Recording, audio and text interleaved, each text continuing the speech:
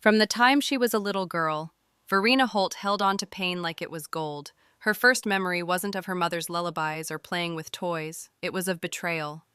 A pink-haired classmate named Daisy once took her crayon, and when Daisy said sorry and returned it, Verena simply stared, unblinking, and never spoke to her again. She was 6. "Forgive and forget," her mother would say gently. "It's good for your heart." Verena would nod, whisper, "I forgive," and even give a small smile. But inside, something else would whisper back, "Never." By the time she was a teenager, Verena was a beautiful but distant girl. She had friends, but none truly close. Any slight, real or perceived, became a death sentence to a relationship. Apologies meant nothing. One slip-up, and you were dead to her.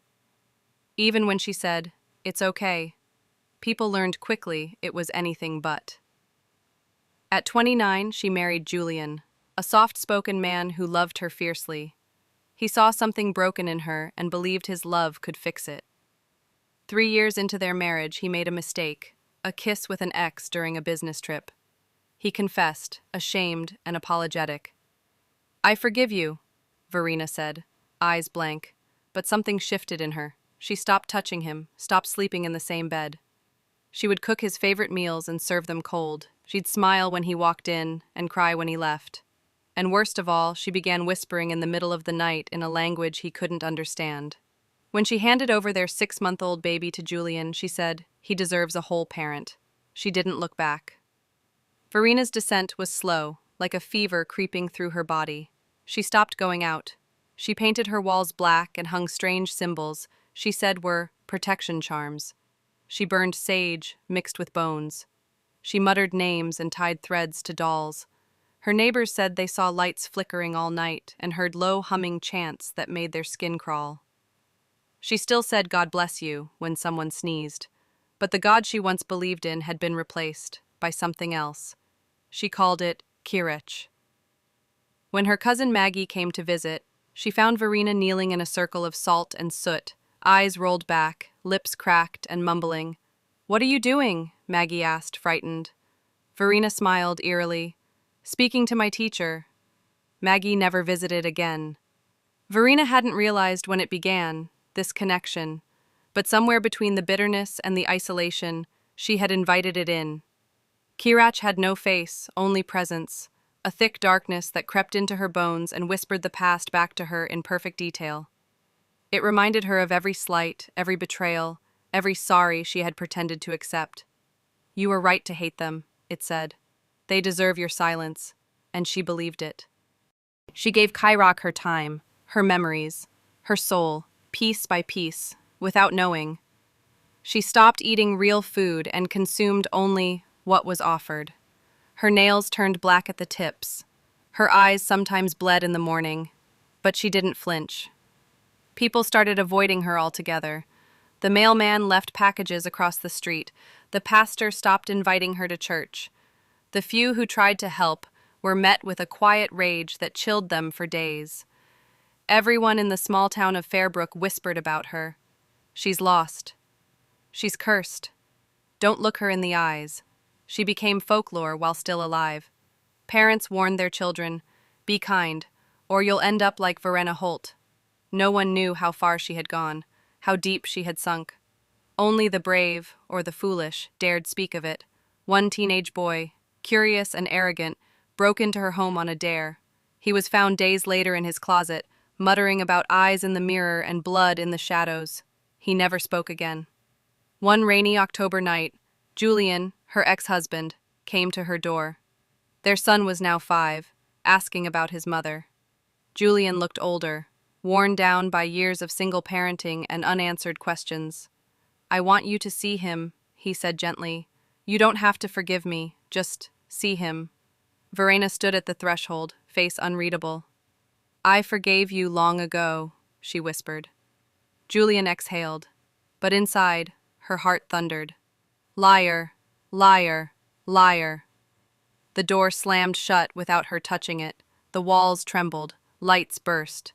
The sound of weeping echoed from deep beneath the floorboards. Julian ran. He never returned. Years passed. Verena stopped speaking entirely. The town said she had become mute. Others whispered that she had become more than human. The few remaining family members tried to intervene, but none returned from her house. Until one day, nearly a decade later, a strange priest came to Fairbrook. He claimed to be from an ancient order, tracking signs of spiritual perversion. He asked about the woman who never forgives. People pointed silently to Verena's crumbling mansion. He went in.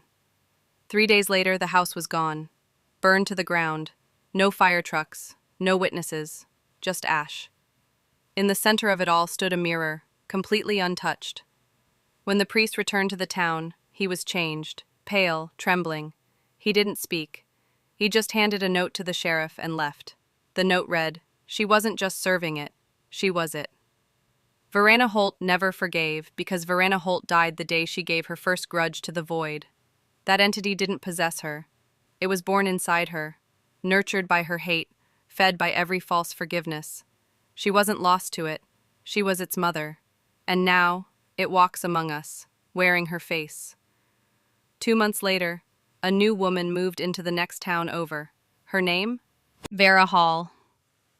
Charming, quiet, beautiful, always smiling. People liked her. Until one day someone forgot to return her garden hose.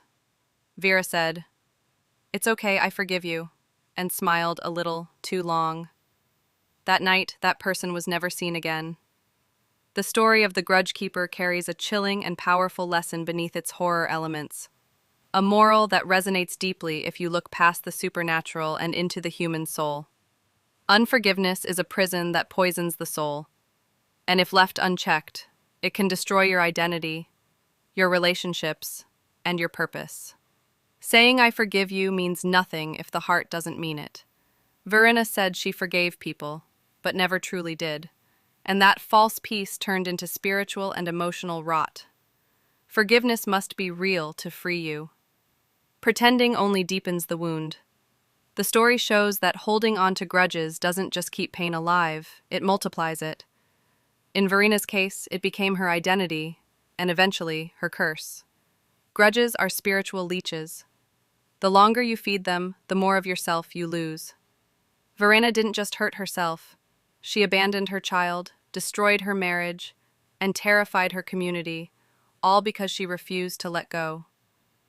Your unresolved pain can overflow into the lives of people who love you.